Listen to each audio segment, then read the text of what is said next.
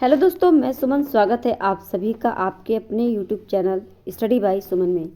तो जैसा कि आप जानते हैं, लगातार आपके एसएसटी की जो क्लास है ये मैं प्रैक्टिस है आपकी करवाती रही हूँ, और जिसमें आपका 6 सेट हो चुका है। एसएसटी के जितने भी प्रीवियस ईयर के क्वेश्चन थे 6 सेट तक आपके हो चुके हैं, और ये सारे के सारे जितने भी प्रैक्टिस सेट है ये प्रीवियस ईयर के क्वेश्चन हैं जो मैं आपको करवाती हूँ, ठीक है ना।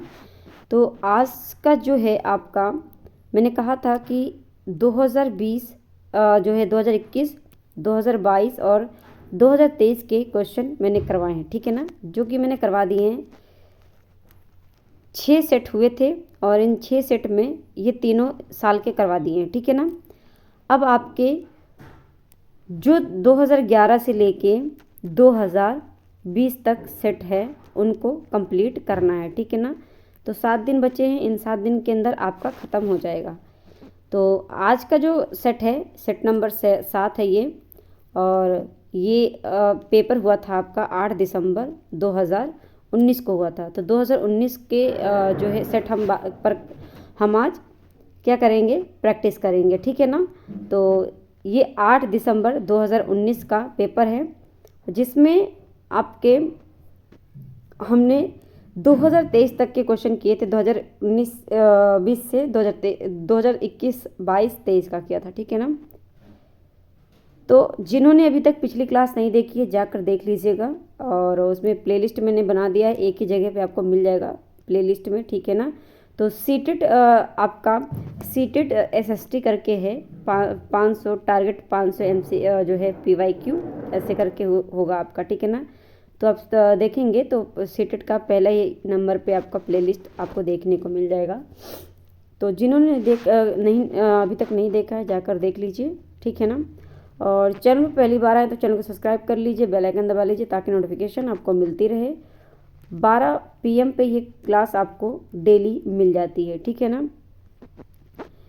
और अपने दोस्तों को शेयर करके उन्हें भी इस चैनल से जोड़ लीजिए। ज़्यादा से ज़्यादा इस वीडियो को शेयर कीजिए, लास्ट तक क्लास देखिएगा। शुरुआत करते हैं हम पहले क्वेश्चन से, और पहला क्वेश्चन आपका है, निम्नलिखित में से कौन सा कथन खनिज के संदर्भ में सही नहीं है। तो सही नहीं है पूछा है।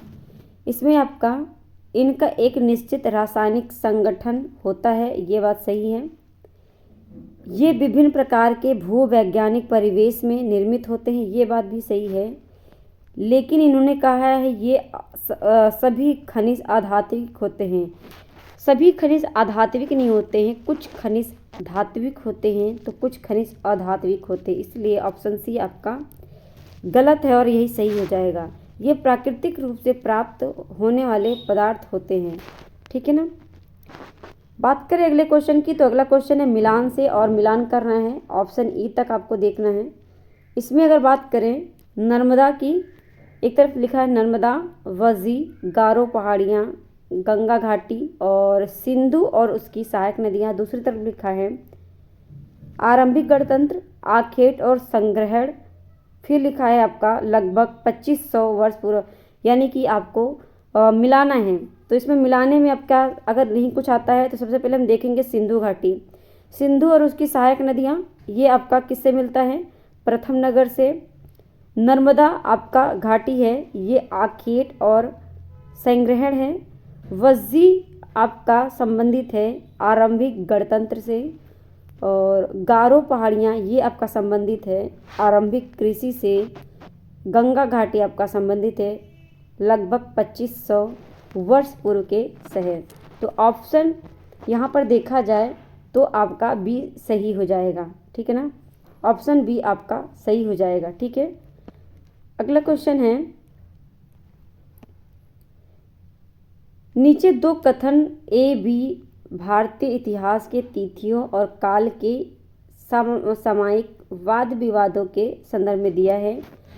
पहला है आपका हिंदू मुस्लिम ब्रिटिश जैसी कालावधि जो है काल अवधि उपयुक्त है, क्योंकि शासकों का धर्म ही एकमात्र महत्वपूर्ण ऐतिहासिक परिवर्तन रहा। तो एकमात्र की बात कर दिया तो ये चीज़ आपका गलत हो जाएगा।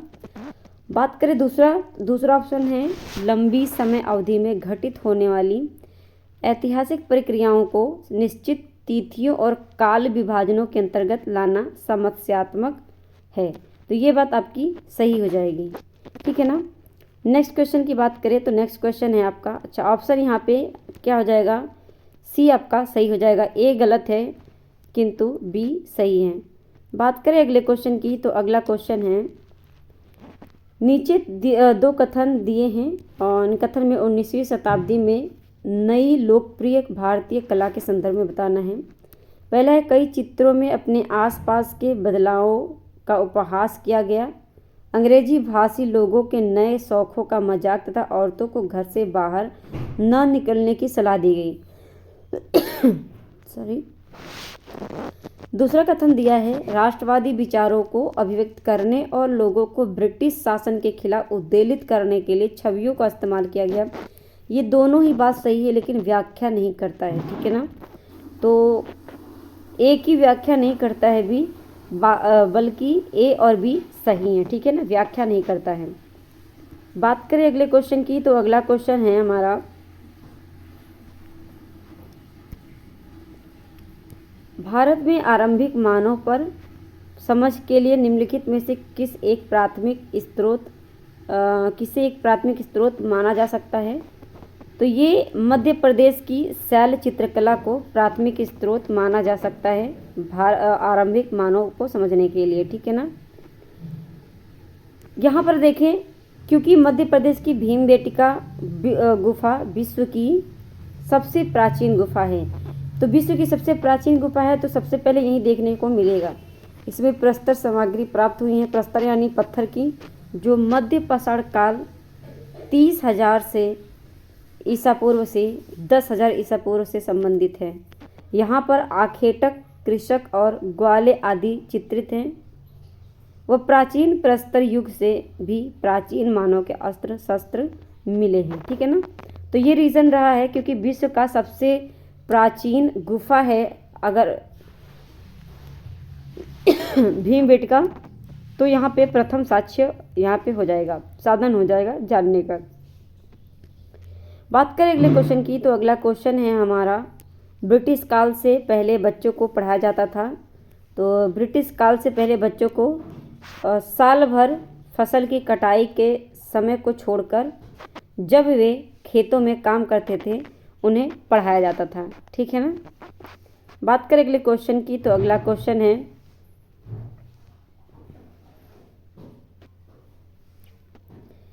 कथन दिया है, कथन है आपका पहला कथन है अच्छा यहाँ पे 18वीं और 19वीं शताब्दी यूरोप में राज्यों के उदय के संदर्भ में बताना है। पहला कथन है 18वीं शताब्दी तक यूरोप के लोग स्वयं को राज्य के रूप में देखते थे। तो ये बात इनका क्या है, सही नहीं है। प्रारंभिक 19वीं शताब्दी में लोगों को यह बोध कराया गया कि प्रत्येक भाषी समुदाय एक अलग राष्ट्र था। तो ये बात इनकी सही हो जाएगी, ठीक है ना। तो ए गलत है तथा बी सही है, ठीक है ना। बात करें अगले क्वेश्चन की, अगला क्वेश्चन है BCE का फुल फॉर्म क्या है। तो BCE का बिफोर कॉमन एरा, ये फुल फॉर्म है बिफोर कॉमन एरा। अगला क्वेश्चन है, हम यह आज कैसे जानते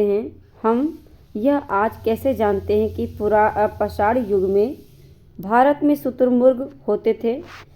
तो महाराष्ट्र के पटने पुरस्थल से शुतुरमुर्ग के अंडों के अवशेष मिले, इसलिए या शुतुरमुर्गों पर मौखिक स्मृतियां हमारे पास दिल्ली के राष्ट्रीय संग्रहालय में अभिलेखित हैं, इसलिए या फिर विदेशी यात्रियों के वृत्तांतों में इसका वर्णन है, इसलिए या फिर उस समय की कृतियों में इन पक्षियों का विविध लेख हमें मिलता है।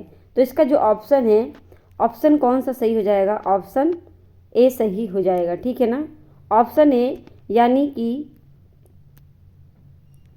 ये आपका महाराष्ट्र के पटने पुरास्थल से शुतुरमुर्ग के अंडे के अवशेष मिले हैं, ठीक है ना। तो ये आपका ए सही हो जाएगा। बात करें अगले क्वेश्चन की, अगला क्वेश्चन है हड़प्पा सभ्यता का पतन कैसे हुआ, इस पर चर्चा करना है। ऐसा लगता है कि शासकों का नियंत्रण समाप्त हो गया, ठीक है, जंगलों का विनाश हो गया होगा, या फिर सभ्यता के पूरे क्षेत्र में बाढ़ आ गई होगी, या संभवतः नदियाँ सूख गई थी।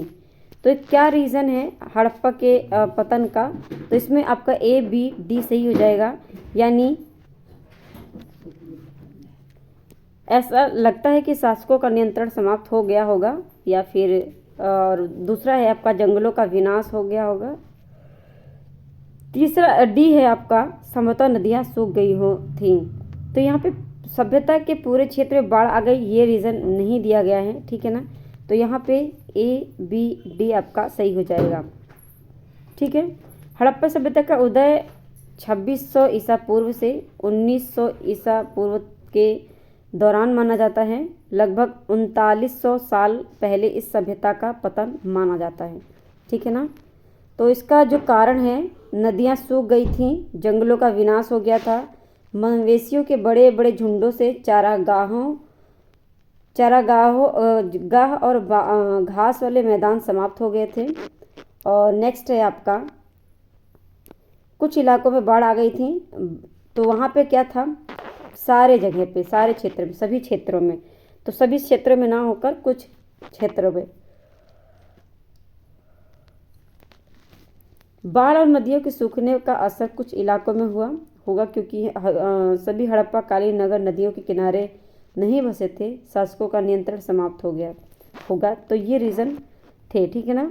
महायान बौद्ध धर्म के अंतर्गत बुद्ध की प्रतिमाएं बनाई जाने लगी, या फिर बोधिसत्वों को नहीं स्वीकारा गया क्योंकि उन्हें अभी विज्ञान प्राप्ति करना बाकी था, या मूर्ति कला के केंद्रों के रूप में मथुरा एवं तक्षशिला का पतन हुआ, या मूर्तियों में बुद्ध की उपस्थिति सिर्फ कुछ संकेतों के माध्यम से दर्शाई जाती थी। तो यहाँ पर ऑप्शन ए हो जाएगा कि बुद्ध की प्रतिमाएं बनाई जाने लगी थी महायान बौद्ध के अंतर्गत, ठीक है ना। बात करें अगले क्वेश्चन की। अगला क्वेश्चन है खिलजी और तुगलक वंश के अंतर्गत प्रशासन और समेकन के संदर्भ में सही क्या है?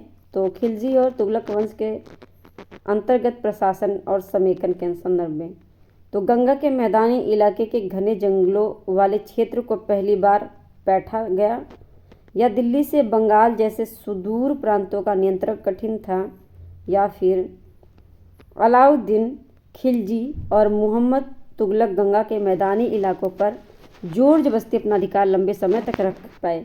तो इसमें आपका बी सही हो जाएगा। दिल्ली से बंगाल जैसे सुदूर प्रांतों का नियंत्रण बहुत कठिन होने लगा था, ठीक है। बात करें अगले क्वेश्चन की। तो अगला क्वेश्चन है जनजातीय लोगों के इतिहास के पुनर्निर्माण निम्न में से कौन सा गलत है? तो जनजातीय लोगों के इतिहास के पुनर्निर्माण की बात करनी है। बात करें तो ऑप्शन ए है अधिकांश जनजातीय समूहों ने लिखित दस्तावेज रखा है, ठीक है। अधिकांश जनजातीय समूहों ने लिखित दस्तावेज रखा है, या जनजातीय लोगों ने समृद्ध रीति रिवाजों और मौखिक परंपराओं का संरक्षण किया है, यह जनजातीय समाज अपनी विविध किस्म की ज़रूरतों के लिए एक दूसरे पर निर्भर रहा है, या समकालीन इतिहासकार और मुसाफिरों ने जनजातियों के बारे में बहुत कम जानकारी दी है। तो इसमें आपका क्या गलत हो जाएगा, ये आपको बताना है। तो यहाँ पे आप देखें तो ये आपका गलत हो जाएगा, अधिकांश जनजातीय समूहों ने लिखित दस्तावेज रखा है, तो लिखित दस्तावेज नहीं हो सकता, ठीक है ना। बात करें अगले क्वेश्चन की।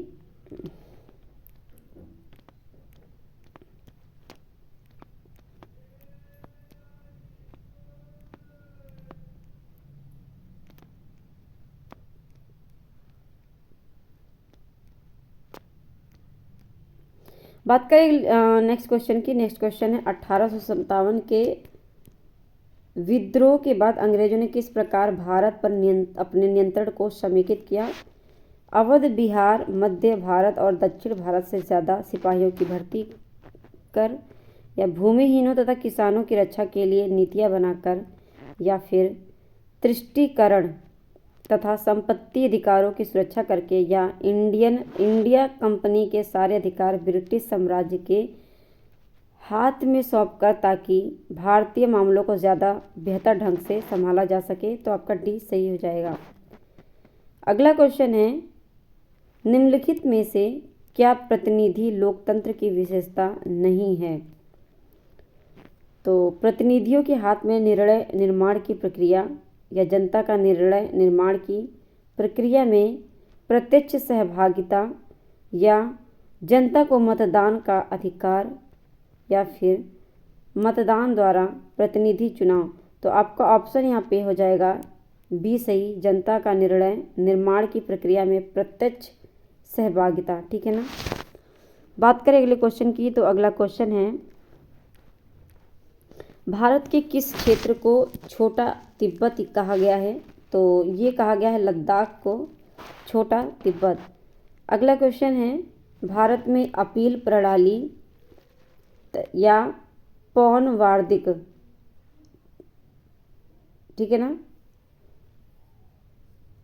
प्रणाली किसे कहते हैं? तो अपील प्रणाली यहाँ पे कुछ थोड़ा सा क्लियर नहीं आ रहा, तो यहाँ पे आप देखें अपील प्रणाली क्या होती है। तो अपील प्रणाली किसे कहते हैं? न्यायालय के आदेश के खिलाफ संसद में अपील का प्रावधान या कार्यपालिका प्रमुख का सर्वोच्च अपील राज्य कार्यपालिका प्रमुख का सर्वोच्च अपील प्राधिकारी के रूप में कार्यरत होने का प्रावधान, या आपका आ जाता है निचली न्यायालय के आदेश के खिलाफ उच्च न्यायालय में अपील का प्रावधान। तो यही हो जाएगा आपका क्या?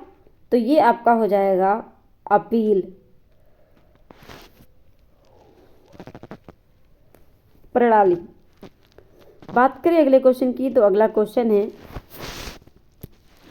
निम्नलिखित में से कौन सा प्रायद्वीपीय पठार का लक्षण नहीं है? तो प्रायद्वीपीय पठार का लक्षण नहीं है, इसके उत्तर पश्चिम में अरावली श्रृंखला स्थित है। यहाँ कोयला एवं लौह अयस्क जैसे खनिजों की प्रचुरता होती है, ये ठीक है। फिर आपका आता है, इस पठार पर पश्चिम की ओर बहने वाली महानदी और कृष्णा नदी मौजूद है, या यह उत्तरी मैदानों के दक्षिण में। तो ये आपका सी आपका सही हो जाएगा। इस पठार पर पश्चिम की ओर बहने वाली महानदी और कृष्णा नदियाँ मौजूद हैं, ये बात गलत है।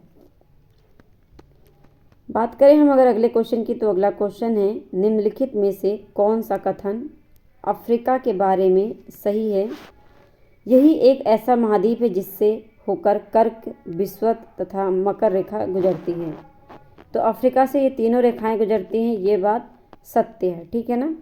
बात करें अगले क्वेश्चन की, तो अगला क्वेश्चन है, भारत के दक्षिणी भागों विशेषकर तमिलनाडु और आंध्र प्रदेश में शरद ऋतु में वर्षा होती है, क्यों?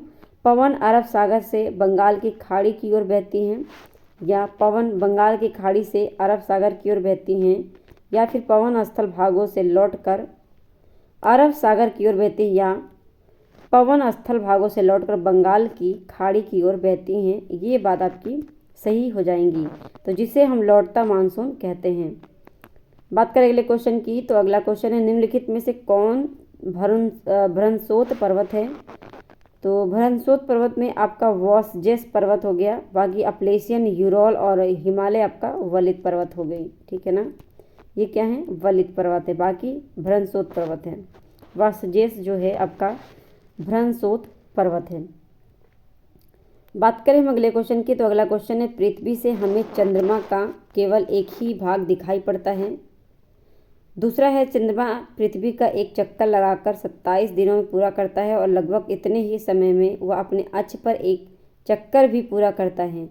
नीचे दिए गए विकल्प को सही कीजिए। तो इसमें आपका ए और बी आपका सही हो जाएगा और ए की व्याख्या करेगा बी। ठीक है ना। बात करें अगले क्वेश्चन की, अगला क्वेश्चन है, कायांतरित सेल के बारे में। ठीक है ना। कायांतरित सेल के बारे में ए बी सी कथनों पर विचार कीजिए और सही विकल्प का चयन कीजिए।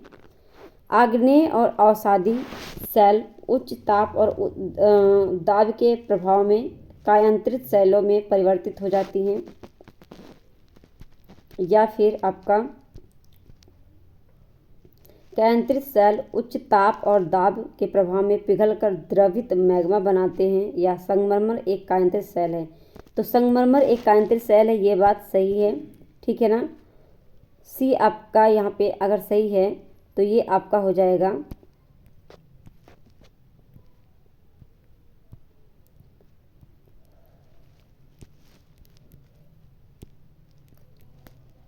ए बी सी, तीनों ही आपके सही हो जाएंगे, ठीक है ना। बात करें अगले क्वेश्चन की, तो अगला क्वेश्चन है अंतरिक्ष से प्रवेश करने वाले उल्कापिंड वायुमंडल के किस परत में आने पर जल जाते हैं। तो ये आपका मध्य मंडल में आते हैं, तो यहाँ पर आते ही जल जाते हैं।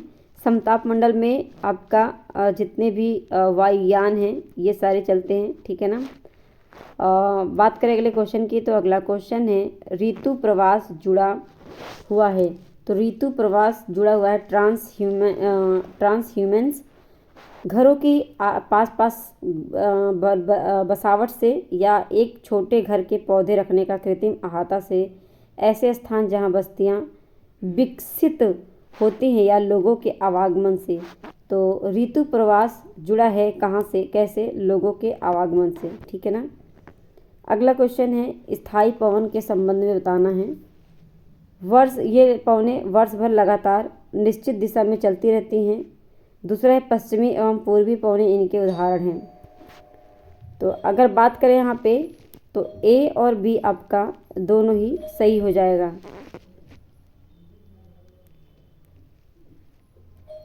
बात करें अगले क्वेश्चन की, तो अगला क्वेश्चन है ब्राज़ील के